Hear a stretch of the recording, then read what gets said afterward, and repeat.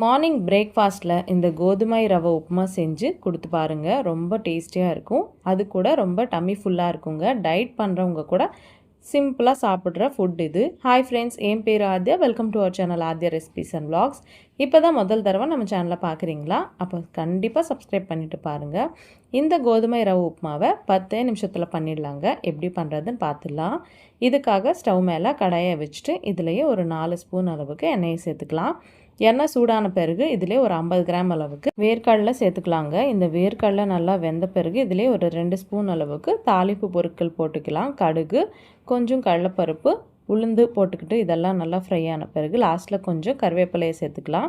இப்போ இதிலே ஒரு 3 பச்சை மிளகாவை இந்த மாதிரி குட்டி குட்டியாக கட் பண்ணி போட்டுக்கோங்க. இதிலையே ஒரு சின்ன சைஸு இஞ்சை இந்த மாதிரி துருவிட்டு போட்டுக்கோங்க. இதெல்லாம் கூட நல்லா வேகணும். இதெல்லாம் வெந்த பிறகு ஒரு பெரிய வெங்காயத்தை இந்த மாதிரி குட்டி குட்டியாக கட் பண்ணி போட்டுக்கோங்க. இந்த வெங்காயம் கொஞ்சம் பிங்க் கலரில் மாறின பிறகு இதிலே ஒரு சின்ன கப் அளவுக்கு கேரட்டை கூட போட்டுக்கோங்க. இந்த மாதிரி கட் பண்ணிவிட்டு அது கூடவே இருந்தால் உங்ககிட்ட பச்சை பட்டாணி கூட போட்டுக்கோங்க. இந்த மாதிரி எல்லா வெஜிடபிள்ஸ் போட்டு இந்த கோதுமை ரவை செஞ்சால் ரொம்ப நல்லாயிருக்குங்க. இப்போ இதெல்லாம் ஒரு வாட்டி மிக்ஸ் பண்ணிவிட்டு ஒரு 1/4 ஸ்பூன் அளவுக்கு மஞ்சள், ஒரு 1/2 ஸ்பூன் அளவுக்கு சால்ட்டை சேர்த்துட்டு இந்த வெஜ்ஜீஸ் எல்லாம் கூட நல்லா சாஃப்டாக குக் ஆகணுங்க. ஒரு 5லேருந்து 10 நிமிஷம் நல்லா வேக விடுங்க. ஒரு 10 நிமிஷம் கழித்து ஒரு வாட்டி நல்லா மிக்ஸ் பண்ணிக்கலாம். இப்போ நான் இங்கே ஒரு 2 கப் அளவுக்கு கோதுமை ரவையை வச்சு கோதுமை ரவை உப்புமா பண்ணுறேன். அதுக்கு ஒரு 4 கப் அளவுக்கு தண்ணியை சேர்த்துக்கலாம். இந்த தண்ணியை போட்டுட்டு இதிலையே ஒரு ஸ்பூன் அளவுக்கு உப்பை சேர்த்துக்கலாங்க.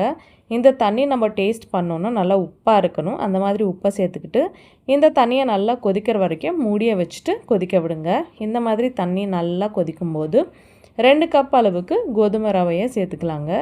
சேர்த்துட்டு நல்லா மிக்ஸ் பண்ணிக்கோங்க. மிக்ஸ் பண்ணிவிட்டு அடுப்பை மீடியம் ஃப்ளேமில் வச்சுட்டு நடுவில் இந்த மாதிரி மிக்ஸ் பண்ணிக்கினேன். இதிலேருந்து தண்ணியெல்லாம் ஒரு 90% வரைக்கும் குறையிற வரைக்கும் நல்லா வேக விடுங்க.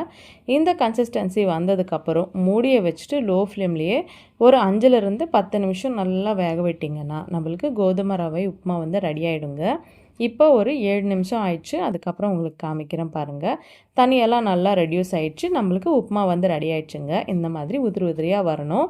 கரெக்ட் மெஷர்மெண்ட்ஸில் பண்ணிங்கன்னா கோதுமை ரவை உப்புமா ரொம்ப டேஸ்டியாக இருக்குங்க.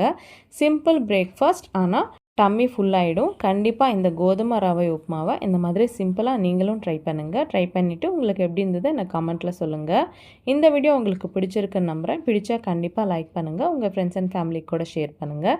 இந்த மாதிரி நிறைய இன்ட்ரெஸ்டிங் சிம்பிள் ரெசிபிஸ் பார்க்கணுன்னா நம்ம சேனலை சப்ஸ்கிரைப் பண்ணிக்கோங்க.